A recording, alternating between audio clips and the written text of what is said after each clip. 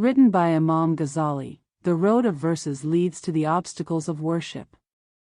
O person who seeks to perform worship, may Allah grant you success. To ensure your worship is sound, it is necessary to understand the hindrances.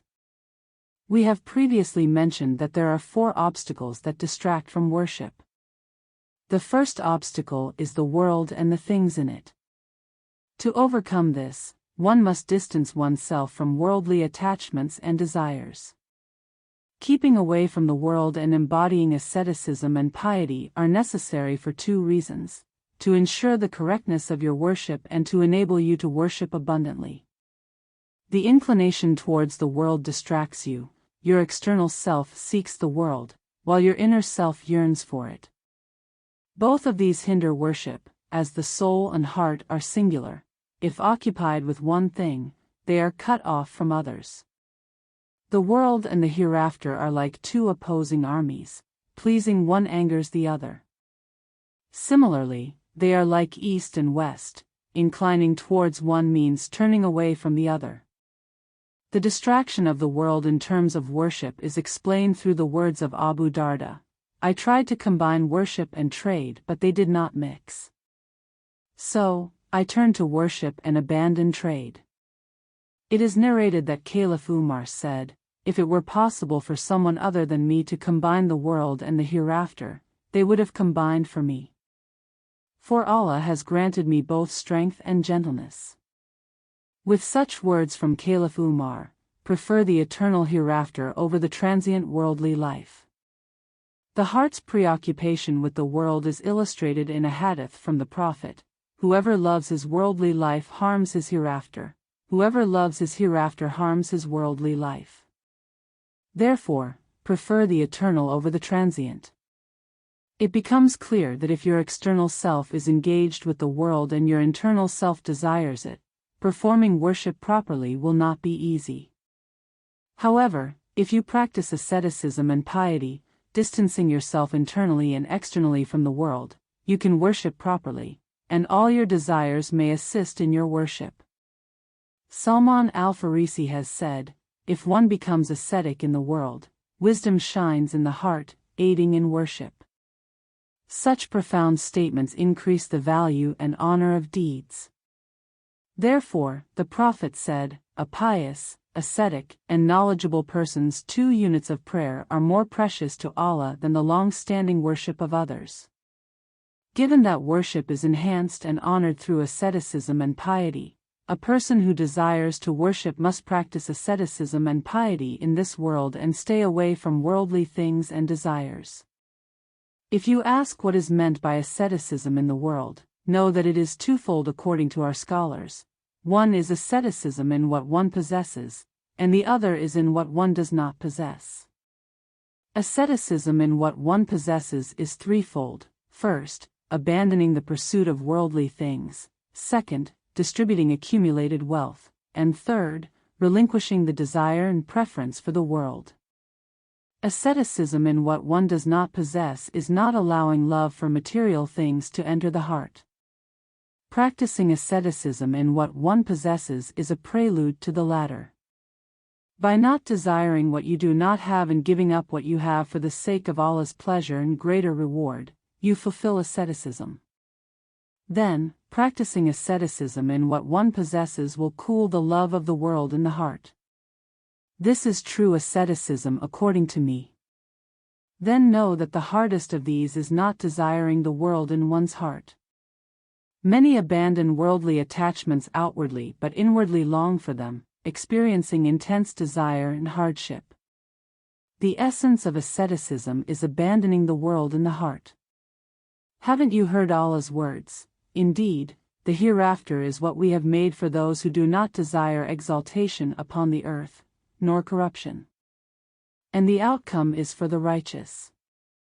Whoever wants the harvest of the hereafter, we increase for him in his harvest, and whoever wants the harvest of the world, we give him thereof, but there is no share for him in the hereafter. These verses indicate the importance of intention. Thus, if a servant continually strives to detach from worldly things and forsakes them, it is from Allah's bounty that He removes the desire and longing for them from the heart, as it results in goodness and favor from Allah. Remembering the disasters and faults of the world makes it easier to abandon worldly pursuits and distribute accumulated wealth. Scholars have said much on this topic. Some have expressed, I abandoned the world because its benefits are few, its hardships many, and its nature is fleeting, and those who follow it are lowly. Imam Abu Bakr says, however, this expression seems to imply a fear of desiring the world. For one who complains about separation from something does not desire reunion with it. If someone loves leaving something for a place of partnership, even if alone, he cannot do so. The most perfect statement on this topic is from our Sheikh Abu Bakr: the world is an enemy of Allah, and yet you love it. If someone loves someone, they despise their enemy. Again, our Sheikh said, the world is inherently filthy, its end being dirt, corruption, destruction, decline, and non-existence.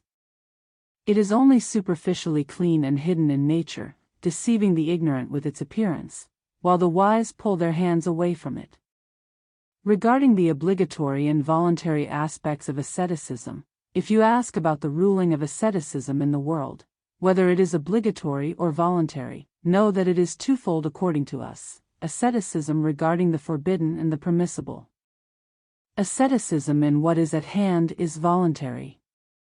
Then, for those who turn to the world, it is as forbidden and impure as the carcass of a dead animal.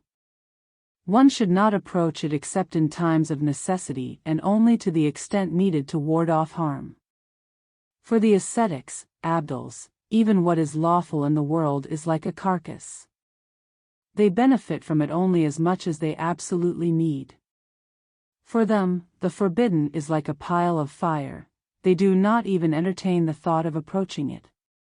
This is the essence of cooling one's heart towards the world, completely cutting off ties, and earnestly seeing and abandoning it as abhorrent. Then, there will be no desire or craving for the world left in your heart. How is it possible, you might ask, that the world, which is inherently the same in creation and nature and desirable to people for its strange pleasures and passions, can seem like fire or be considered as repulsive as something transformed and rotten? Know that for the one who becomes a special recipient of God's unique guidance and understands the calamities and inherently filthy nature of the world is exactly like that. Those who are deceived by its apparent beauty and luxury, and who do not see its faults and calamities, will desire the world even more. Their situation is like that of people who abstain from the world due to their insight versus those who desire the world and are heedless of its end. The situation is akin to sweet food into which poison has been mixed. Even if not mixed with poison, if someone spits or sneezes into it and then decorates it, someone who sees this will find the sweet disgusting and will never approach it again, unless out of extreme necessity. However, someone who did not see what happened to the sweet will be ignorant of its contents and, deceived by its appearance, will crave and love it. This example illustrates the two groups regarding the lawful nature of the world: those with insight and righteousness, and those who desire the world and are heedless of its end. Although their creation and constitution are the same, the difference in their states is due to the knowledge and insight of one and the ignorance and blindness of the other. If the one desiring the world saw what the ascetic knows, he would surely become an ascetic. If the ascetic were ignorant and blind like the worldly person, he too would be the same. Therefore, I understand that this distinction is not due to creation but for those with insight. A person with intelligence and fairness will admit that this example is true and correct. Success and guidance are from God. If a certain amount of the world is necessary for us to be strong, how can it be abandoned, you might ask? Know that abandoning the world should be beyond the essential needs required for strengthening the body. The purpose of strengthening the body is for worshipping Allah, not for eating, drinking, and enjoying worldly pleasures. If Allah wills, He can strengthen your body through means like food and drink, or like angels, without any means.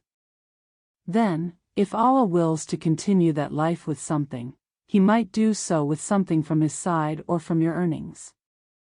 If He wills, He can sustain you without your seeking and earning, from sources you never expected. As Allah has said, whoever fears Allah, He will make a way out for him. In this case, there is no need to seek or desire the world at all. If you do not become righteous in this way and seek and desire the world, then do so with the intention of preparing and strengthening yourself for worshipping Allah, not for pleasure and enjoyment. If you intend for worship and strength, then your desire and craving are good. In truth, you are seeking the hereafter, not the world. Thus, this will not hinder your enjoyment or purification from the world. Know that what I have described leads to reward. Success is from Allah. The second obstacle is people. May Allah grant you, me, and Himself success in avoiding them. Strive to be distant from people for two reasons. First, people distract you from worshipping Allah. It is narrated from some that one of them said, I went to a group shooting arrows at each other, and one was sitting away from them. I tried to engage him in conversation. He said, remembering Allah is more beloved to me than your words. When I said, you are alone, he replied, my Lord and the guardian angels are with me. When I asked, which path should I take, he pointed to the sky, stood up, left me, and said, most people will distract you. Thus, people will distract you from worship, prevent you from it, and perhaps throw you into evil and destruction. Abdullah ibn Umar said, I sought 5 martyrs among the people but found none. I asked them for wood and asceticism, but they did not comply. I said, at least do not prevent me if I do them, but they did. Do not call me to what Allah dislikes. If I do not follow you, do not be hostile to me, but they still did not comply. So, I left them and focused on disciplining my soul. My brother, perhaps our Prophet Muhammad emphasized solitude and the condition of those in solitude, commanding us to stay in humility. Our beloved Prophet surely knows our religion and worldly affairs better than us and advises our souls better than we do. May we all attain his intercession. When the times are corrupt, what should be done? If you find your time as described and declared by our Prophet, follow his command and accept his advice. Do not doubt that he knows better what is good for your time. Do not deceive yourself with false excuses, or you will be ruined, and your excuses will not be accepted. The famous narration from Abdullah ibn Amr ibn al-As says, we were around the Prophet when fitna, tribulation, was mentioned. The Prophet said, when you see people's verses corrupted and their trusts diminished, then he interlocked his fingers and said, they are like this. I said, may Allah sacrifice me for you, O Messenger of Allah, what should we do then? He said, keep to your house, guard your tongue, do good things, abandon bad things, busy yourself with your own affairs, and do not meddle in the affairs of others. In another narration, he said, these are days of confusion. It was asked, what are days of confusion like? He replied, when a person is not safe in his place. Ibn Masud in another narration from Aris ibn Amir said, the Prophet told him, if you live long, you will see a time when orators are many, scholars are few, beggars are many, givers are few, and knowledge is subject to whims. Ibn Amir said, what is that time? When prayers are abandoned, bribes are accepted, the world is valued little, and religion is sold for worldly gain. Stick to salvation, may Allah have mercy on you. Only those who have done so, I say, are those who see with their own eyes all these things narrated and those who do them in their time. Think about this for your own soul. Then, the righteous predecessors, may Allah be pleased with them, in their own times chose to avoid ostentation and chose simplicity. They advised and commanded this. Indeed, they were people of more insight and sought greater good. The times after them were not as virtuous but rather more evil and corrupt. Yusuf bin Asbat, referring to these corrupt times, said he felt as if it was said by the ascetics, I swear by Allah, there is no deity but He, that in these times, seclusion is permissible. I also said, if it was permissible in their time, it is obligatory and mandatory in ours. It is narrated from Sufyan al-Thawri that he wrote to his special followers, seek refuge in Allah from reaching such a time as theirs. We have heard that the knowledge they had, we do not. What will our state be? The mouth of knowledge, the mouth of patience, and the mouth of assisting in goodness are closed due to the world's principles and the corruption of people. We have reached such a time. Caliph Umar ibn al-Khattab said, there is more comfort in seclusion than in mixing with the wicked. In this context, it has been said, it is such a time that we avoid it. This saying is transmitted from Ibn Mas'ud. It is a time when the ruler is rejected, oppression and immorality are rampant, and the blind and deaf are exalted. If this continues unchanged, this time will neither sadden the dead nor please the living. Sufyan ibn Uyayna narrates, I asked Sufyan al-Thawri for advice. He said, engage less with your intellect. May Allah have mercy on you. Engage a lot with your knowledge, for every believer has its intercession. I asked, do you mean not expecting harm from anyone other than those you know? He said, yes. Then he passed away, and years after his death, I saw him in a dream. I asked him for advice, and he said, stay away from people as much as you can. It is very difficult to be their superior. Much has been said about this news. I have examined the people until my hair turned gray and discovered their conditions. I spoke ill of everyone I knew, and for those I didn't know, may Allah reward them well. I have no sin other than loving the merciless. I wish the doorkeeper would put on our door, may Allah reward well those who do not know us. It is said not to reward our good friends, we never suffered from anyone but them. Poets have said, may Allah reward well those with whom we have no friendship or acquaintance, we have never had grief or trouble from anyone but our friends and acquaintances. Abdullah ibn Mubarak said, it is such a time that you should guard your tongue, watch where you go, heal your heart, do good and avoid evil. Sufyan al-Thawri said, it is a time for silence until death, contentment with little provision, and retreating to one's home. It is narrated, fast from the world, break your fast in the hereafter, and flee from people as you would from a lion. Abu Ubaidah said, I have never seen a wise person who didn't prefer to be unrecognized following his words.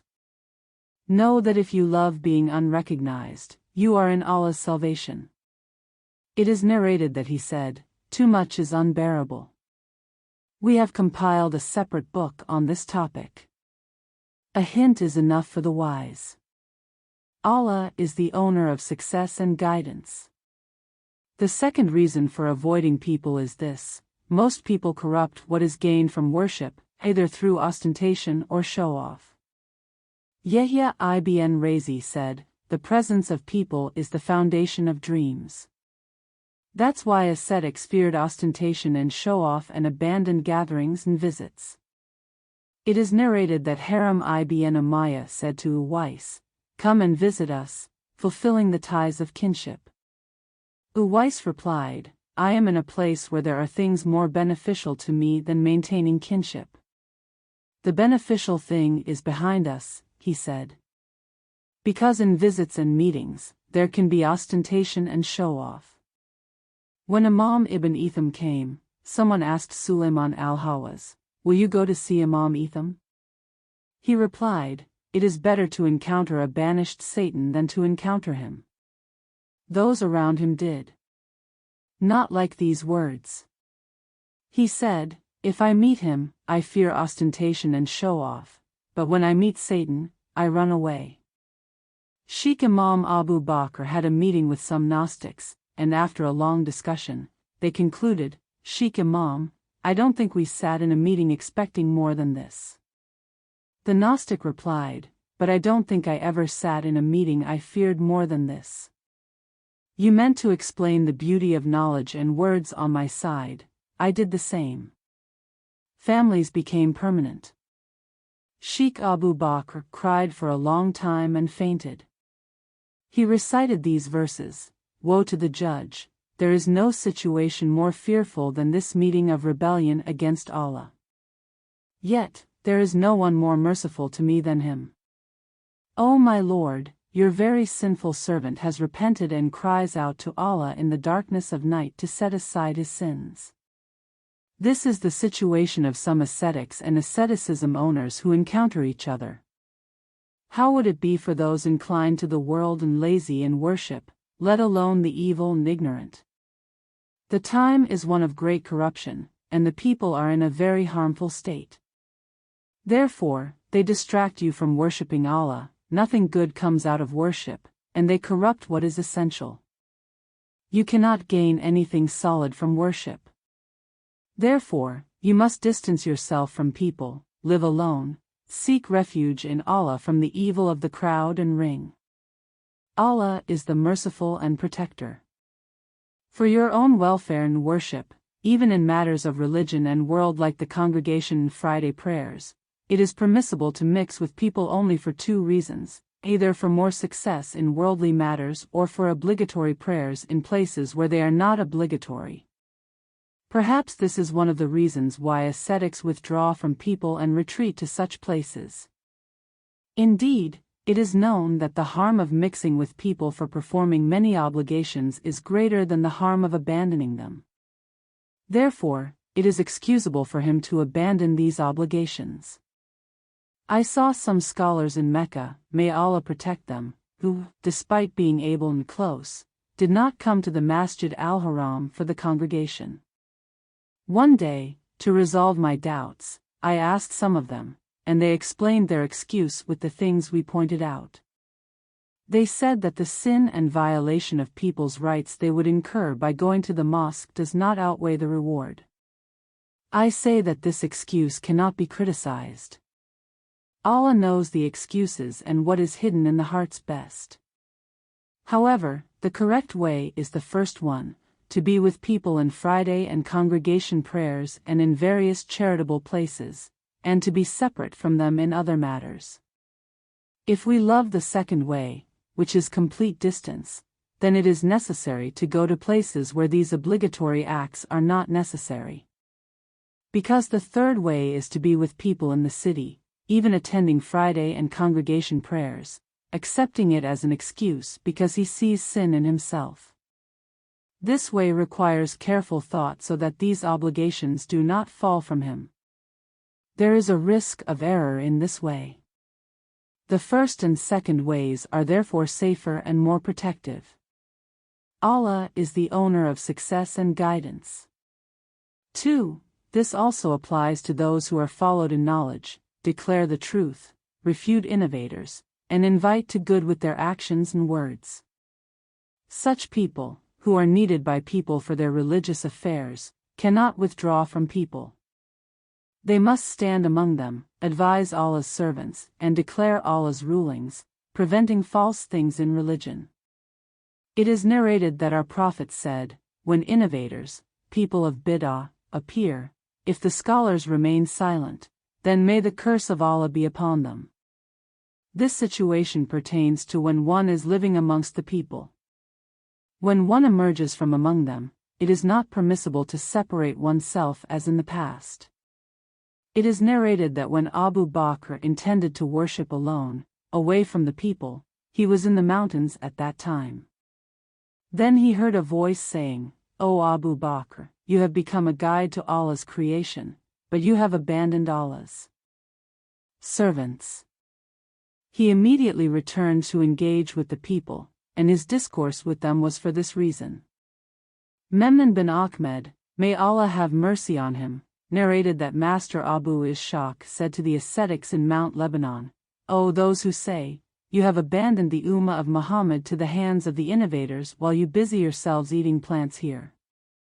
They replied, "We do not have the strength to engage with the people. Allah has given this strength to you. It is your responsibility." The Master then became significant and authored a book. With his abundance of knowledge, he was deep in thought and contemplation on the path to the hereafter. May Allah be pleased with them. Know that those who are amongst the people for the sake of religion, and whose company people need, should have two qualities. One is long patience and great knowledge, with deep thought and seeking help from Allah.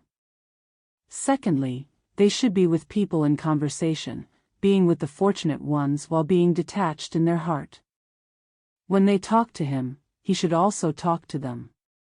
When they visit him, he should honor them according to their status and be grateful. If people do not want to engage with him, he should take this as a blessing and make the most of it. If they are on the right path, he should assist them. If they are engaged in vain and evil things, he should oppose them and leave their company. Even if he hopes they will accept, he should prevent them from their wrongdoings.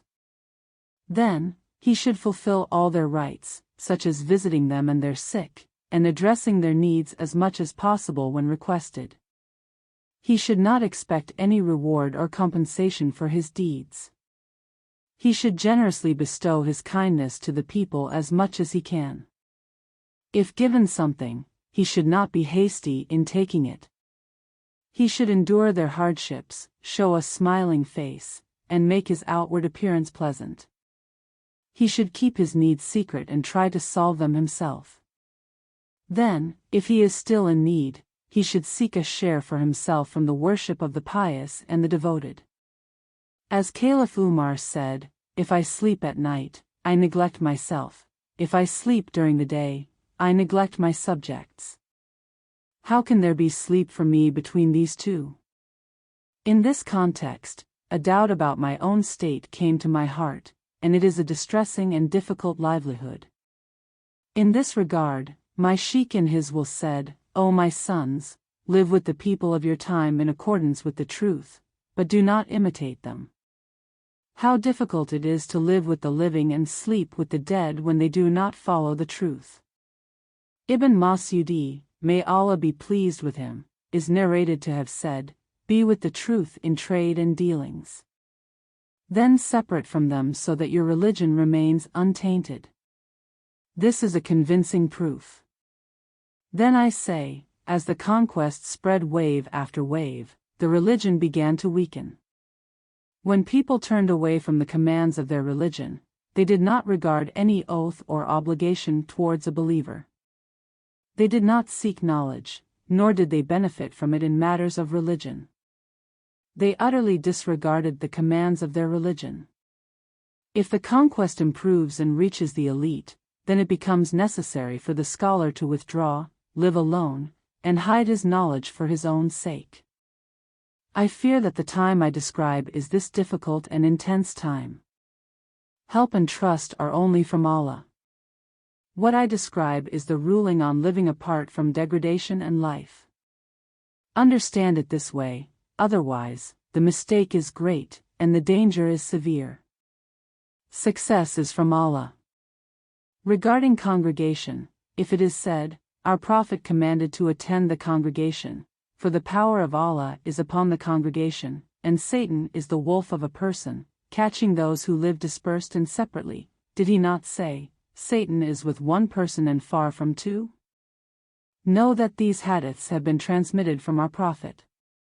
But it has also been transmitted from him, "Return to your home and engage in your private affairs.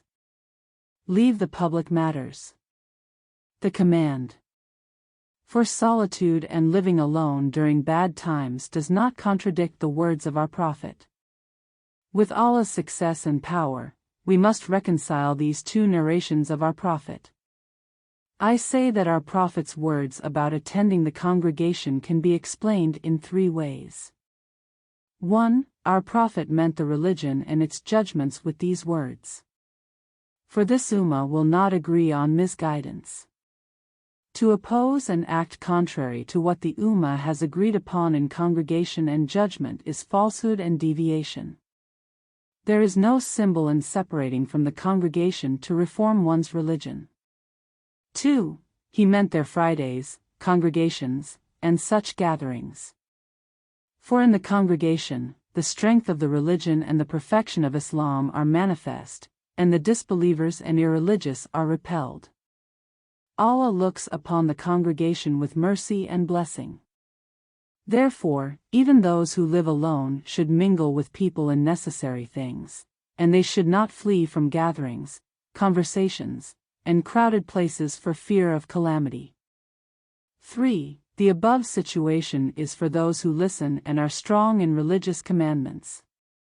The scholars of our Prophet's Ummah, when they saw the time of fitna, tribulation, he warned about, then commanded solitude for them. It is better for them to withdraw from people and not enter into corruption and calamity. The insight required for a person is not to abandon the general good of the Islamic community and congregation. If he desires to completely separate from people and thinks it is better for his religion, he should live in the mountains and deserts. Then I say, wherever they are, Allah has commanded them to be present in their Fridays, congregations, and other Islamic gatherings, so they should be present there and not miss out on the share and virtue of the Islamic community. It is said that even though people have become corrupt and misguided, the place of the congregation is still exalted in the sight of Allah. We hear of the states of the pious, who, wherever they are always present in the Islamic congregation.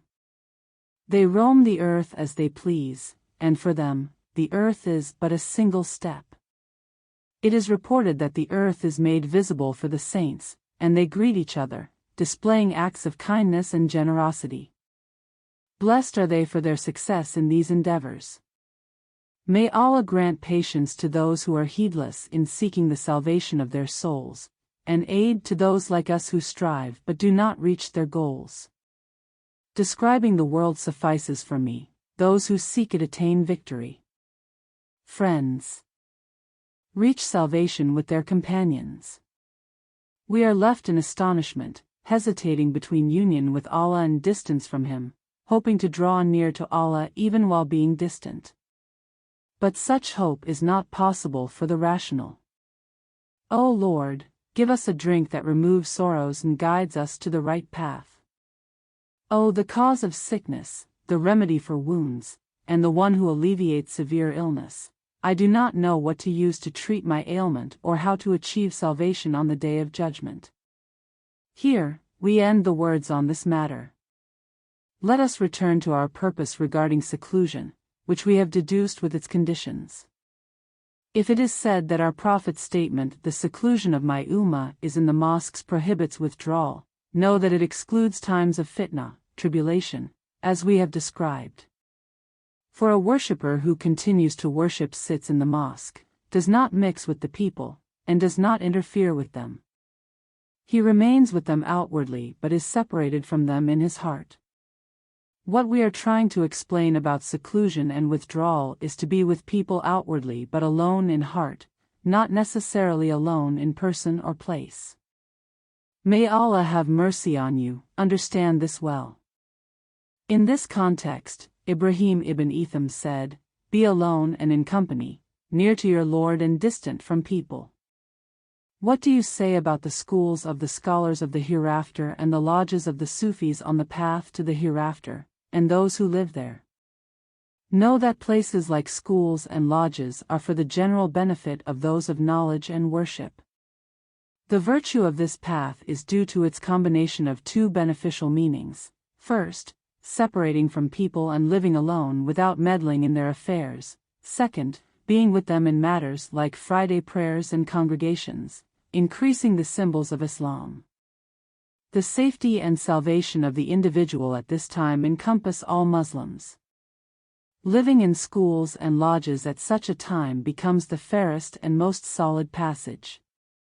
Therefore, most of the Gnostics live among the people to be beneficial to Allah's servants, to show them a small portion of mercy, to have the beauty of their morals and customs observed by the people, and to be followed by them.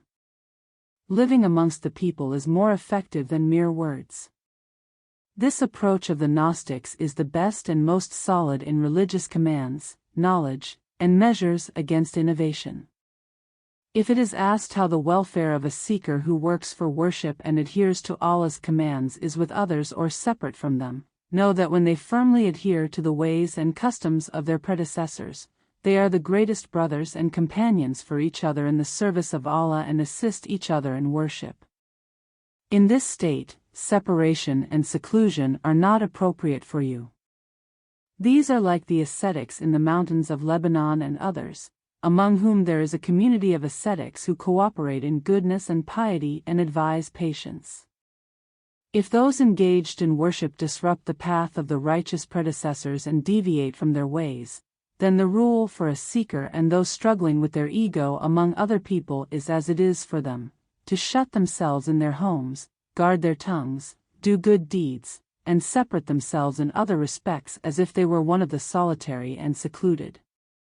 If a worshipper and struggler with the ego thinks that he can reform himself and avoid calamities without speaking to those in schools and lodges and chooses such a place, what can you say?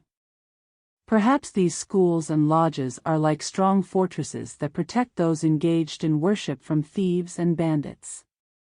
The outside is like a desert where Satan's troops roam in groups, plundering and capturing. What is the state of a seeker who ventures into the desert? Enemies are ready on all sides, able to fulfill their desires. In such a case, for a weak seeker, there is no alternative but to stay in the fortress. For someone strong, insightful, and who can overcome the enemy, the fortress and the desert are equal. There is no fear in going out for him. However, staying in the fortress is more cautious, as it ensures safety from sudden attacks and bad company. In this regard, being with Allah's friends and enduring the difficulties in their company is better for those seeking goodness and struggling with themselves.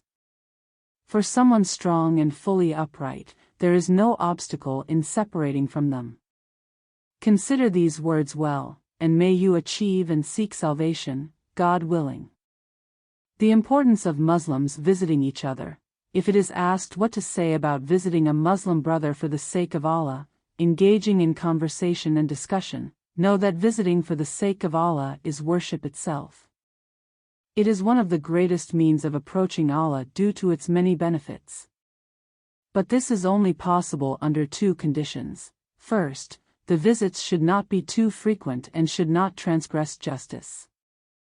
The Prophet told Abu Huraira, "Visit occasionally so that love may increase." Second, the conditions of the visit must be observed, avoiding ostentation, unnecessary talk, backbiting, and other such things. Otherwise, you and your brothers in faith will be liable. It is narrated that after talking for a while, Al-Dain and Sufyan wept. Sufyan said, "O Abu Ali, I think I have never been in a better meeting than this." He replied, "And I have never been in a more fearful one." When asked how it could be so fearful, he said, "You intended to speak the best words to me, and I to you. Thus, you adorned your words for me, and I for you." Sufyan then began to weep. Therefore, sitting and conversing with your brothers in faith should be cautious and thoughtful. Then this action will not constitute a fault that leads to your separation from people. If you ask what facilitates separation from people, know that three things make it easier. First, spending all your time in worship, for worship prevents meeting with people, and familiarity with people is a sign of ruin.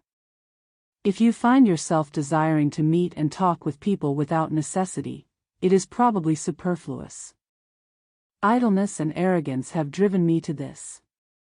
Regarding this, how true the poet has spoken, "Idleness has driven me not to greet you, as often things are done by idle people. If you perform worship properly, taste the pleasure of supplication to Allah, become intimate with the Quran, and then feel aversion to speaking and socializing with people, consider the story of Moses. According to the narrative, after turning to supplication to Allah, Moses felt a wildness towards people and would put his fingertips in his ears to avoid hearing their conversations. At that moment, the people's talk seemed to him as ugly as the braying of a donkey. You must pay close attention to these words. Make Allah your friend by worshipping and avoiding sins, and leave people aside. Remain faithful to his friendship, both outwardly and inwardly, as long as you are with them. Whichever way you turn them, you find them like scorpions. The ultimate aim is to completely lose hope in people. Then, dealing with them becomes easy for you. For someone who neither hopes for benefit from people nor fears their harm, their presence or absence is the same. The third principle is to remember and repeatedly remind yourself of the harm in speaking with people. If you continue to practice these three essentials, they will distance you from people and bring you closer to Allah's mercy and worship. These three principles also become a means for you to love Allah and turn towards His door of mercy. Success is from Allah. The third obstacle is Satan. My brother, you must fight and defeat Satan for two reasons. First, Satan is an apparent enemy who leads people to misguidance. There is no hope that he will stop until he is destroyed, and nothing satisfies him other than destruction. Therefore, it is not right to be secure from such an enemy and to be negligent of him. Consider these two verses from Allah's book. O children of Adam, do not worship Satan, for he is a clear enemy who separates you from your Lord. Did I not command you? And Satan is your enemy, so take him as an enemy. These two verses are the ultimate warning to refrain from obeying Satan. The second reason is that Satan, by nature, is hostile to you and will fight you eternally. He shoots his arrows day and night while you are heedless. How will you then be? Here is another point. You are on the path of worshipping Allah and inviting people to Allah. Satan opposes this with his desires, goals, and tricks. It's as if you have armed yourself against him, and he has armed himself against you, trying to corrupt and utterly destroy you, for he is not yet assured of you. Indeed, he even wants to destroy those who do not oppose him. Perhaps for his gain, he even makes alliances with disbelievers and people of misguidance. So, what will his attitude be towards those who oppose and confront him? His general enmity towards people is one thing, but his hostility towards you, who seeks worship and knowledge, is another. Your situation with Satan is of great importance. Besides, he has many agents like desire and whims, and many means and ways you are unaware of. How truly Yahya bin Razi has spoken, Satan is idle, and you are busy. He sees you, but you do not see him. You forget him, but he does not forget you. He has helpers in your ego and for Satan. Therefore, you must fight and defeat Satan, otherwise, you cannot be safe from his corruption and destruction. The ways to defeat Satan. If you ask how to deal with Satan and how to defeat him, know that there are two ways for those who wish to do so. The first, as some say, is to only seek refuge in Allah, for Satan is like a dog. Allah has let him loose on you. If you try to deal with him and repel him yourself, your time will be wasted, Satan will prevail, and he will wound you. It is more appropriate to turn to the dog's owner to drive him away. The second way, as others say, is to fight Satan, refute him, repel him, and oppose him, being firm and steadfast in this. In my opinion, the best way to repel Satan combines these two approaches. First, seek refuge in Allah, who has the power to repel his evil, and ask him to keep his evil away from you. Then, If we see Satan prevailing over us, we know that it is a trial from Allah to see our integrity in our fight against him, our strength in obeying his commands, and our patience. Just as Allah, despite being able to repel disbelievers and transgressors, allows them to afflict us, it is a part of our share in this world for patience, purification from sins, and for witnessing. As Allah says, Allah makes witnesses from among you to reveal who fights in his way and who is steadfast. Did you think you would enter paradise without Allah distinguishing those who fight in his way from those who do not? How to fight Satan? Just as the Almighty afflicts us with disbelievers, he also afflicts us with Satan. According to our scholars, fighting Satan takes 3 forms. First, you must thoroughly understand his deceptions and tricks. When he realizes that you are aware of him, he will flee like a thief who knows the house owner is alert. Second, you must scorn his invitations, not give your heart to him, and not follow him. For Satan is like a barking dog. If you approach him, he presses on. If you retreat, he remains silent. Third, with your tongue and heart, you must remember Allah, for in Satan's eyes, remembering Allah is like a deadly disease in the eyes of people. If you ask how to know Satan's tricks and learn them, know that Satan throws various kinds of whispers like arrows.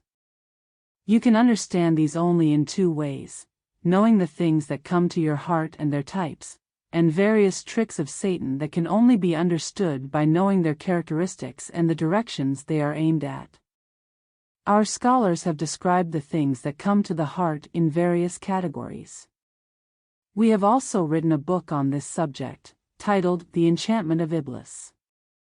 This book is not suitable for lengthy explanation here, but we will tell you the essential things about each of these matters. What are inspiration and whispering? Regarding the origin of the things that come to the heart, know that Allah has placed an angel in the human heart that always invites to good. This angel is called the inspirer, and his invitation is called inspiration. In contrast, Allah has left Satan to invite to evil, called the whisperer, and his invitation is whispering. According to most of our scholars, the inspirer invites only to good, and the whisperer only to evil. Sometimes Satan invites to good, but his intention is evil. For example, he might call to a less virtuous act to prevent a more virtuous one, or to a seemingly good act to lead to a major sin. If he can make the person show off or be hypocritical in the process, the reward for the act will not outweigh the sin committed. The inspirer and Satan are 2 callers in the human heart, inviting to their goals and purposes. The heart hears and feels this. To defeat Satan, one must understand his strategies and tricks. Satan, like a shooting arrow, has various kinds of whisperings.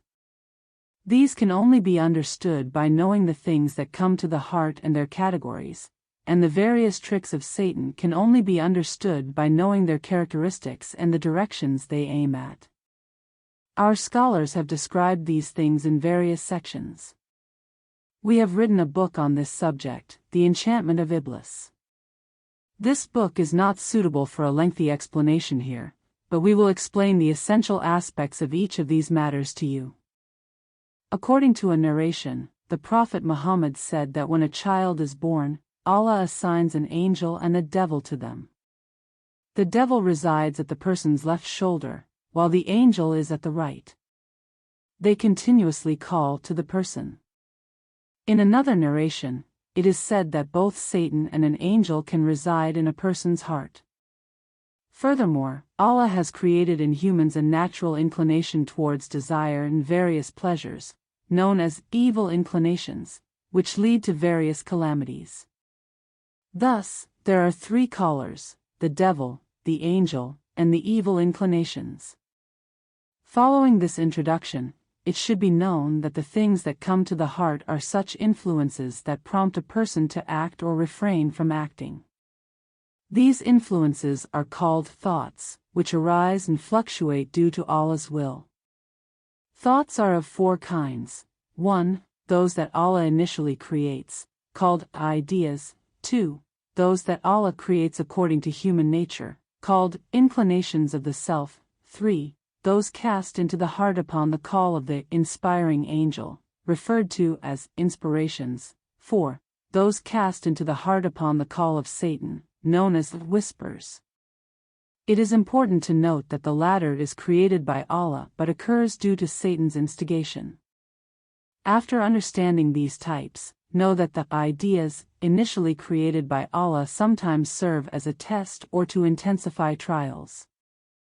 The ideas arising from the inspiring angel are always good, as the angel is sent as an advisor and guide. The ideas from Satan are purely evil, intended to disgrace and dishonor, although they can sometimes appear good as a trick or gradual leading into sin.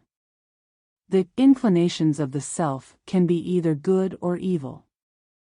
I have seen some predecessors suggesting that even the inclinations of the self can invite to good, similar to Satan. After explaining these types, it is essential to understand three fundamentals that form the basis of all intentions. 1. Distinguishing between good and evil ideas. 2. Differentiating between the ideas that arise spontaneously and those arising from Satan or the inclinations of the self. And 3. Identifying whether the ideas are inspired by Allah or Satan, so you can follow what comes from Allah or the inspiring angel and avoid what comes from Satan. Our scholars say that to distinguish between good and evil thoughts, consider 4 criteria. First, compare the thought with the measures of Sharia. If it complies, it is good; if not, it is evil. Second, if you cannot differentiate using this measure, research whether the action aligns with righteous people. If it does, it's good; if not, it's evil. Third, if you cannot distinguish using these measures, consider whether the thought arises from natural aversion or fear. If it does, it's good. Fourth, if the inclination towards the thought arises not out of hope in Allah but out of natural desire, it is evil, as the self always commands to evil and does not naturally incline towards good. By carefully examining these criteria, you can determine whether a thought is good or evil. Allah, in His generosity and grace, guides to the truth. The second principle, according to our scholars, is to differentiate between thoughts from Satan or the inclinations of the self and those spontaneously arising. Pay attention to 3 things. If the thought remains constant, it is either from Allah or the inclinations of the self. If it fluctuates, it is from Satan, who is like a wolf that returns if driven away from one side. If the thought arises after committing a sin, it is from Allah, sent as a reminder of the sin's evilness. If it arises spontaneously and not following a sin, it is from Satan. The third principle, if the thought is related to belief and internal deeds, it is from Allah. If it relates to external actions, it generally comes from angels, as angels are not aware of the workings of the limbs. Regarding thoughts arising from Satan's invitation but appearing good, they are often tricks to lead to greater evil. Be cautious if you feel immediate joy and eagerness to act upon such thoughts; it is likely from Satan. Conversely, if the thought arises with apprehension and caution, it is likely from Allah or an angel. In summary, these 3 principles are what you need to know about thoughts that come to the heart. Observe them carefully, as they encompass some of the most intricate aspects of thoughts. Allah, in His grace and generosity, leads to guidance.